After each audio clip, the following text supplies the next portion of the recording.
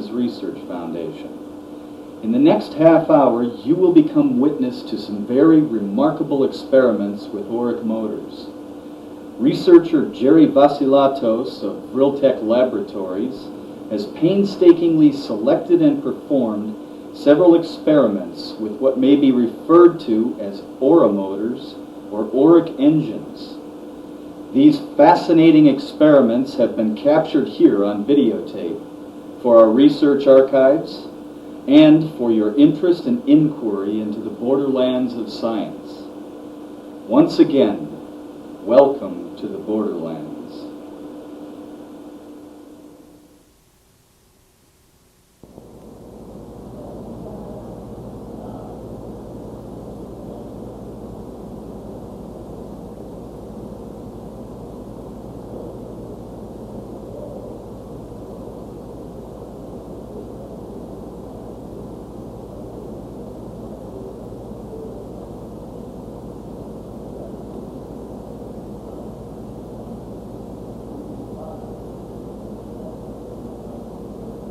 What you're watching here is a very interesting action taking place in a glass mason jar filled with water into which a compass pivot point has been placed. The pivot point is not surmounted by a magnetic needle. It is surmounted by an aluminum vane, which is simply cut out of aluminum foil and balanced on the pivot. The interesting thing is no one is touching the vane in this case. In most of the previous experiments with auric engines, what was needed is a human contact. Here, what you're seeing is two carbon rods which have been placed over the vane. There are no drafts in this room. The only biological presence is my own. Barring the existence of the vital energy field across the land here, which I've proven to exist, there are no other inputs here.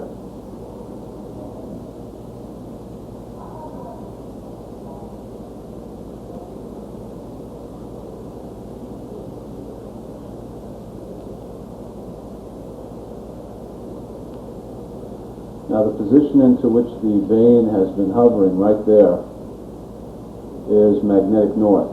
We can prove this with a compass needle. It's hovering around magnetic north, but what it really is doing is actually rotating. Now, the parallel direction in which the carbon rods are aligned is the actual found vital energy index of the field out here, which seems to run roughly east-west relative to magnetic meridian. What you're seeing is a very mild motor action here. This is a different effect from the previous ones we've discovered.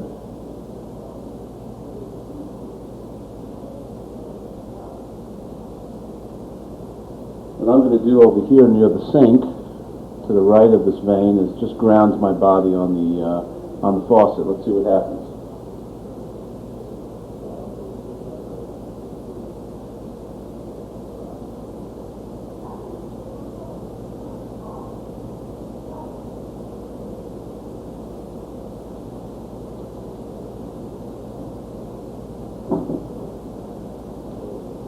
Now, what we have noticed in the last 48 to 72 hours of experimenting, that includes Monday, today Tuesday at 10 o'clock p.m., and Sunday afternoon, indeed, was a binding up of these vital energy forces because of the full moon.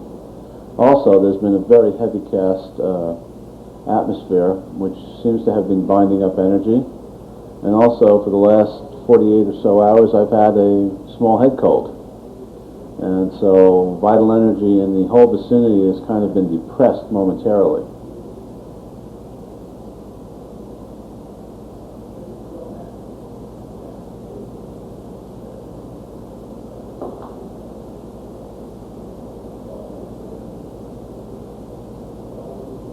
Okay, the motion you're seeing in the vein now, contrary to its natural inclination, has to do with my voice. While I was talking, see, the voice does affect the vein as I'm talking. The voice seems to affect the vein in such a way as to polarize it relative to my own body field, and that aligns it with the auric field of my body, which is not what we want. With auric engines, we want to tie these rotors into the earth field, into the vital energy fields of the earth, the telluric fields. So I'm just going to stop talking here and let this thing come to its own terms with the vital energy field. What we're discovering is that when you cross the vital energy field with the magnetic field, then you get rotation.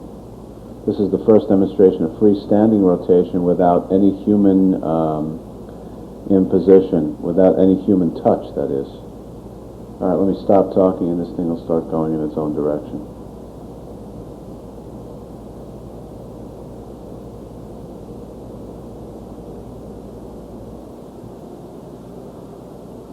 All right, here what you see is a repositioning of the apparatus. It is now morning the next day. We've just had a very heavy rainfall. What we've noticed is that these experiments do not fare too well when the weather is overcast, raining, or when the experimenter is feeling a little quote-unquote under the weather, as I've been for the last 48 hours with a mild head cold. During these seasons and times, especially since we've had a full moon, all of the vital energy signs are depressed severely. So it's somewhat phenomenal that we do get the results we are getting in spite of all of these negatives. Another thing we'd like to mention here is that historically, psychoactive forces have been confused with inertial actions so much that their elusive quality has often left many natural philosophers and empirical experimenters totally at a loss to explain their actions. The reason why historically auric engines were never really developed to their full potential is that science lacked the critical thinking abilities to separate auric or etheric action from inertial action. And we get hints of this in the electrostatics researches of the 1700s and in the work of people like Luigi Galvani, where you get a sense of the vitalistic signal which is developed in these experiments of theirs, historically radionic experiments, really. All too often what happened is later on, due to frustrations encountered in the experiments, because of the furtive action of the auric energies, most scientists tended to reduce their observations and their findings to the inertial signals or the inertial elements of their observations and demonstrations. And this is why we went from a term called galvanism, which represented the vitalistic energies, to voltaic reaction, which represented the inertial energies. What you see here is an experiment which demonstrates the fact that these energies are truly etheric ones. They are non-magnetic and they are not electrical, because what you see here is a ground wire which is a secure ground to the pivot point, which is grounded to the kitchen sink. We're using water again because water seems to intensify the action, the auric action, and we are cleaving closely to certain historical parameters. Reich being the last person to really enunciate these things, having studied the tradition of the vitalists and the animal magnetists of the 16 and 1700s. Okay, let's demonstrate some auric forces, and what we're going to do is we're going to show the potentials, the psychoreactive potentials of different metals when they're held in the hand. First, what we'll do is we'll just try an ordinary auric field from the body.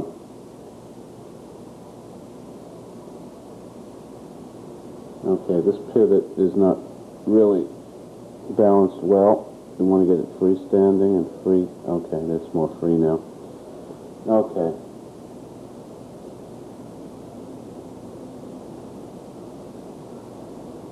Okay, you see that. That's an auric reaction. It's non-electric, and it's not magnetic.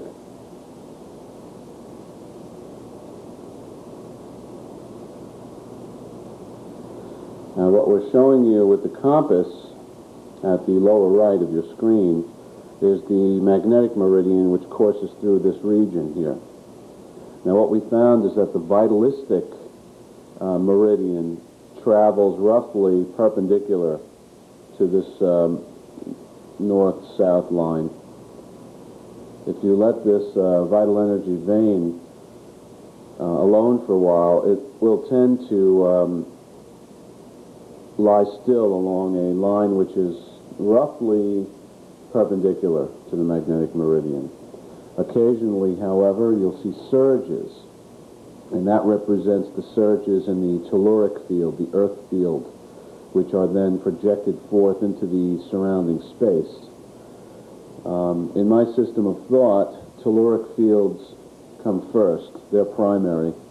The etheric fields are secondary, being developed out of the telluric energies, of which we have very little knowledge.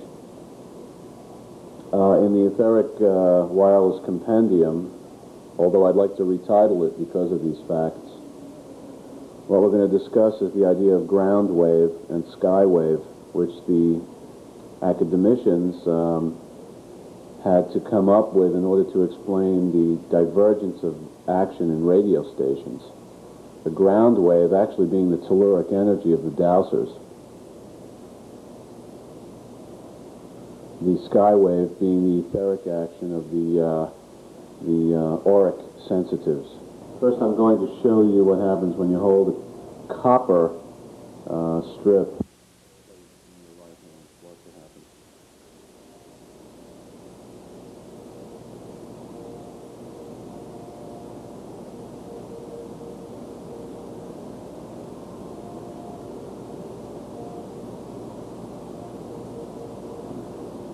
Okay, it's a mildly strong attractant. It's not a powerful attractant. It attracts the vein.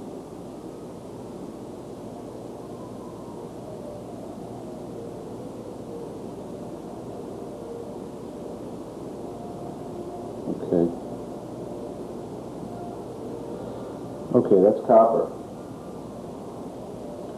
In a later experiment, we're going to show the various psychoreactivities of these metals and a very interesting demonstration of opposite polarities, where we're also going to prove that the radionic emissions of the metals produce the chemistry and the electricity which the reductionists observe. This is a very important principle, even here that we're showing. Let's try zinc plate. Okay, zinc seems to work a little faster. Took a little longer for the copper to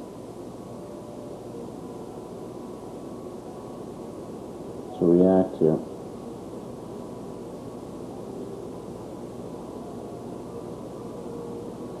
All right, with zinc there's a tugging and a repulsion. There seems to be a double action with certain metals, one of pulling and one of pushing at the same time. Let's try aluminum.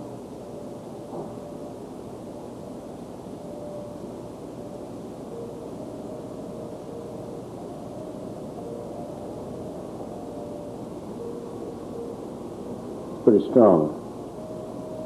It's pretty strong action. Aluminum seems to be about the best material for transmitting these forces. And why that is, I really don't know yet. Okay, let's see. Ground this thing.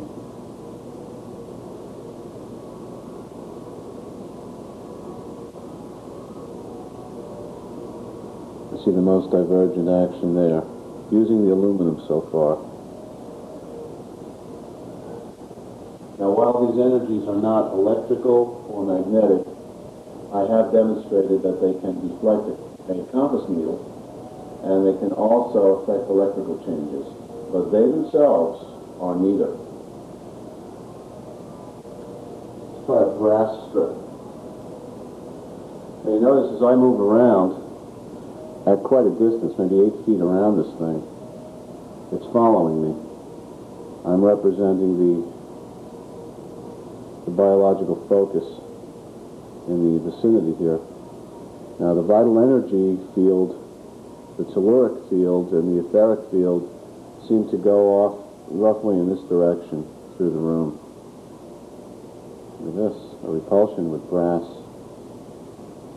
Let's see, it's a repulsion.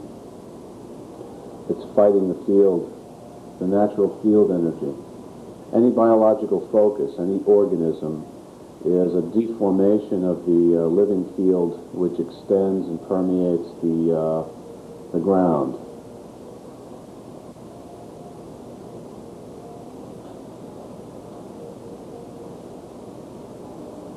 Let's try a carbon rod, which I've always found to be very powerful in action. Yeah, you can see it.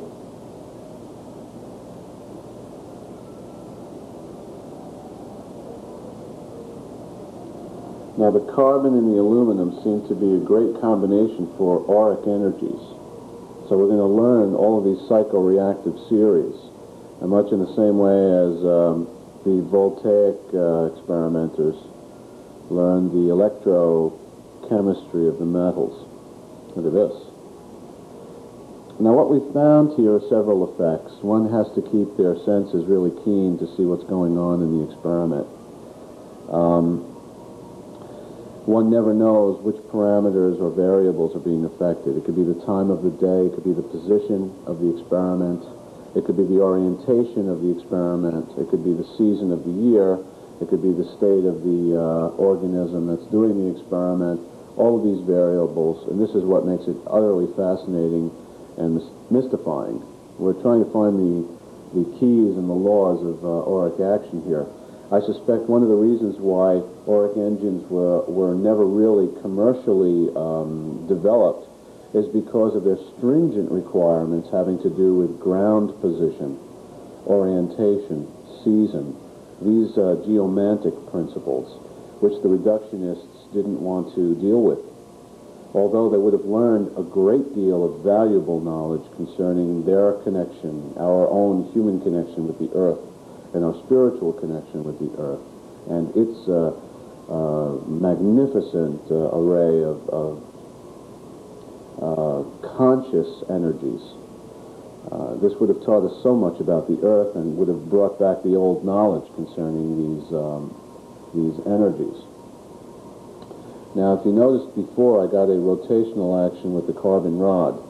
And what I've been noticing throughout these experiments is that when you cross the field, when you align the carbon rod with the vital energy meridian in the land out here, roughly perpendicular to the magnetic field, sometimes you get these spontaneous rotational motions, and that's the key. Sometimes that meridian, that vital energy meridian, may shift, and so it's almost like we have to keep up with that shifting pattern in order to keep the rotations going. All right. Let's see what happens here now. Extremely depressed reactions during the rain and the full moon and the humidity, but not entirely absent. Remember, this is not electrostatics. You can see that.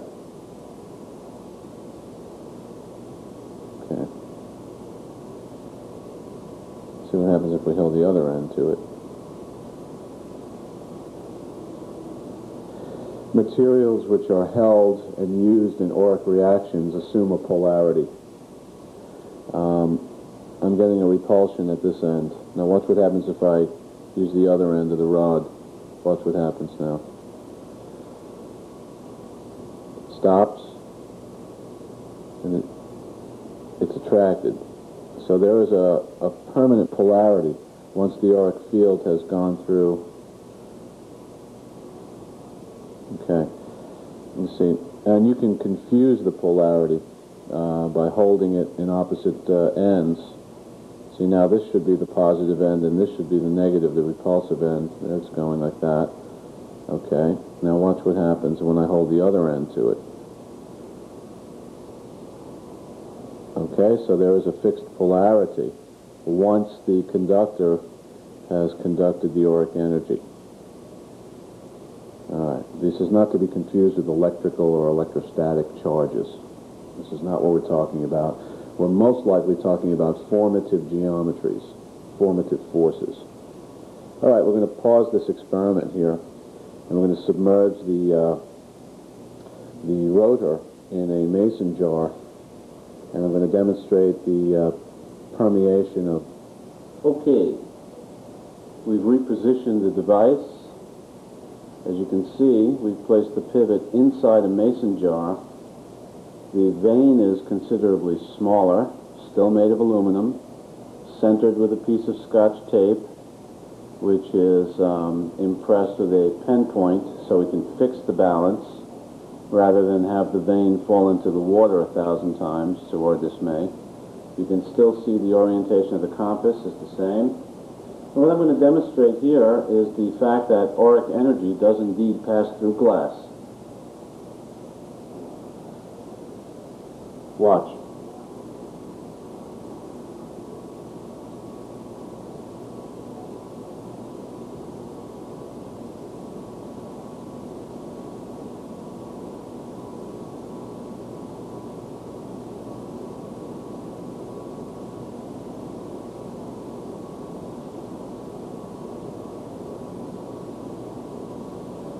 Okay, now while you see the deflections are not quite strong, let's see what happens when we use a handheld material like carbon. Let's see what happens here.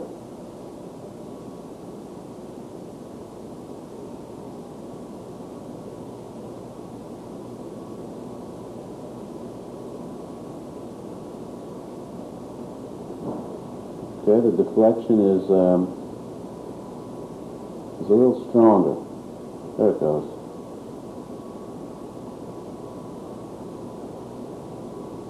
Okay. We'll try with the various other metals here.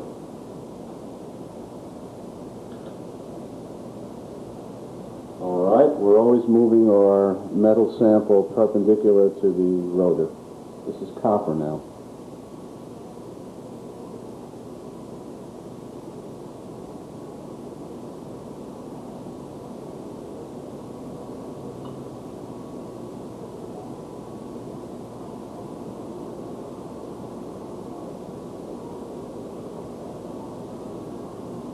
Okay, no reaction from copper through the glass.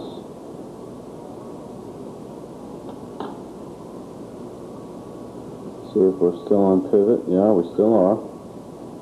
Okay. Very weak reaction through the glass when using copper. Let's try zinc now.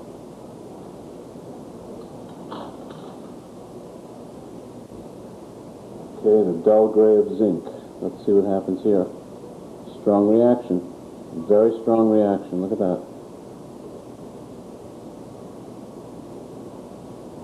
Okay, not as strong as carbon. It doesn't have the power to pull it right to itself, but it definitely is going right through the glass.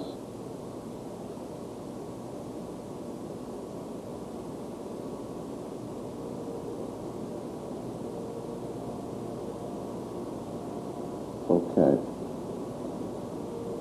What we see with certain materials like zinc is sometimes the auric field is converted into a repulsive action rather than an attractive one.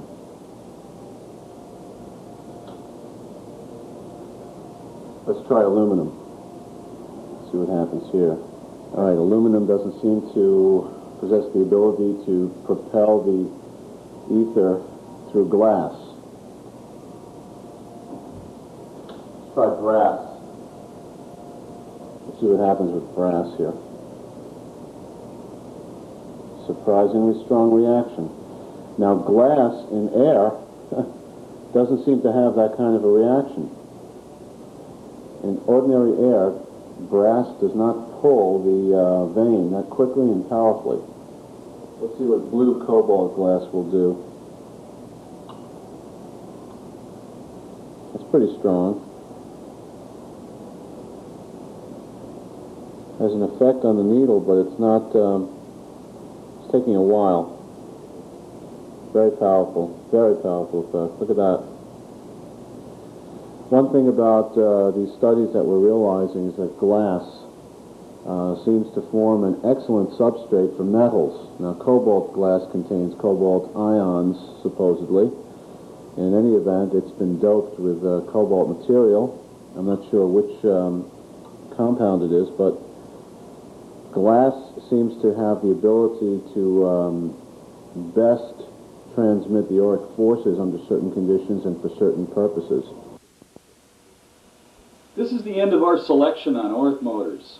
Experiments of this nature are being conducted on a regular basis.